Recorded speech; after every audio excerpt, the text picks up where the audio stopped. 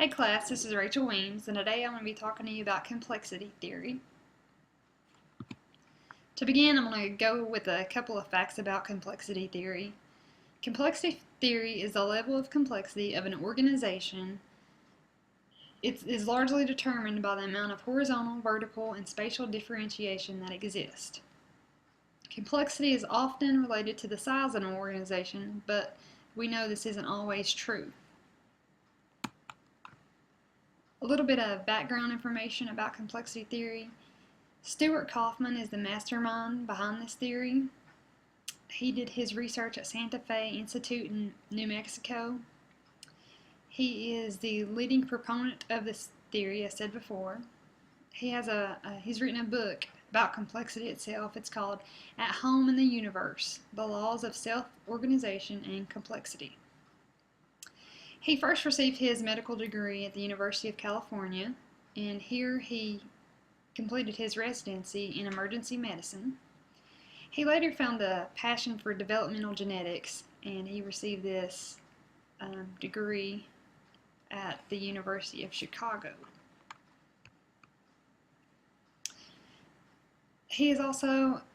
Stuart Kauffman has also been a professor at the University of Pennsylvania from 1975 to 1995, a professor in biological sciences, physics, and astronomy at the University of Calgary, and most recently, University of Vermont Complex Systems Center. He was professor, and he began this job in 2009. To give a description a little bit about complexity theory has been described as a science of the 21st century, first emerging in the 1980s and offering a new lens to which the view on the world was. This theory, in contrast to different theories, is beyond individual systems and subsystems. It therefore acknowledges the importance of interrelationships and context. Complexity theory is a set of concepts, heuristics, and analytic tools. A subconcept of the complexity theory is mathematical complexity. During mathematical complexity, complex nonlinear systems are used to characterize multiple interactions and feedback loops between components or agents within a system.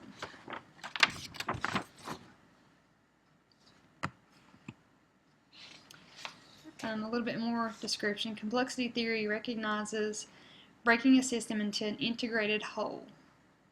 The key to understanding an organization lies in understanding the patterns of relationships and interactions among key players. This theory can affect the culture of an organization in different aspects. An example is that there continues to be a widespread concern about patient care being evidence-based and the fact that nurses aren't prepared for this. We hear this daily in our everyday job roles. Instead, this theory is saying that we should focus on the organization as a whole instead of just individual components, individual people.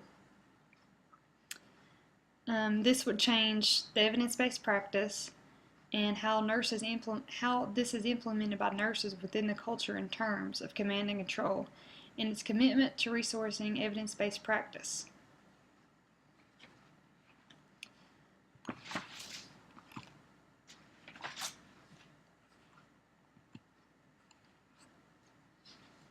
Some strengths about the complexity theory is, as said before, this theory does focus on an organization as a whole.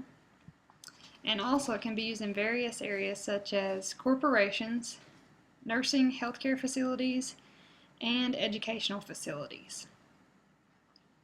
As to any theory, there are weaknesses, and those weaknesses are said that this theory has been noted to be so integrated and so rich that it's too varied for people to understand in simple, common, mechanistic, or linear ways. And also it said that practitioners have stated that although this theory is conceptually interesting, it seems difficult to apply in actual practice.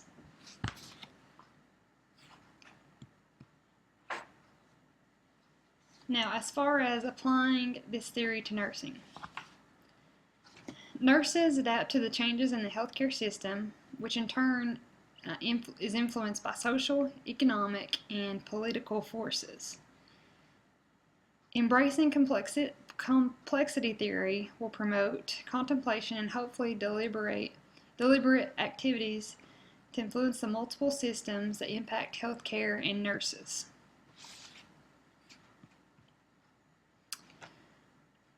Complexity theory provides nursing support for many interventions.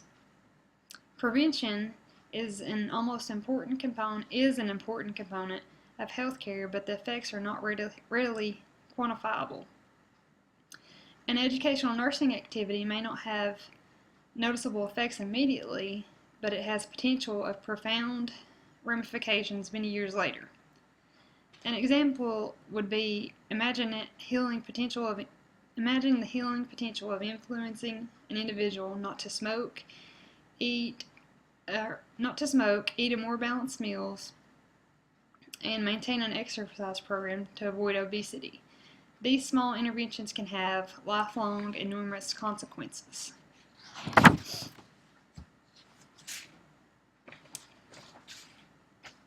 As far as an evidence-based approach that I found with complexity theory, it relates to nursing students and the focus of they're working in a long-term care facility, and the focus was to decrease urinary incontinence in the nursing facility.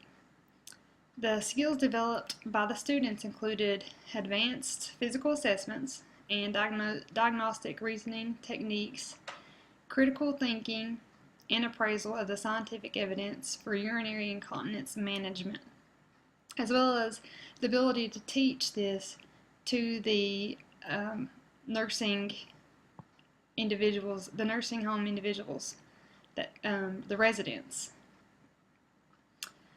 The outcomes of this practice included to improve detection of urinary retention, reduced wetness rates, and strengthened systems of care for urinary incontinence. With this project, the students' outcomes were achieved. They included an increased sense of self-efficacy in management of urinary incontinence and other complex geriatric problems.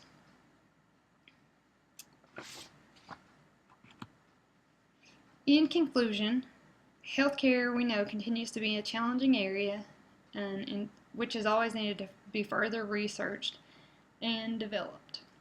Complexity theory offers a lens through which we can give contextual variables some priority and create breadth and depth in our inquiry.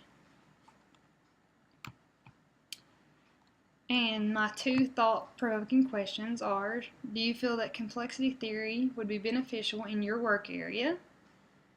And number two, is this theory perhaps already being implemented in your work area? And if so, explain.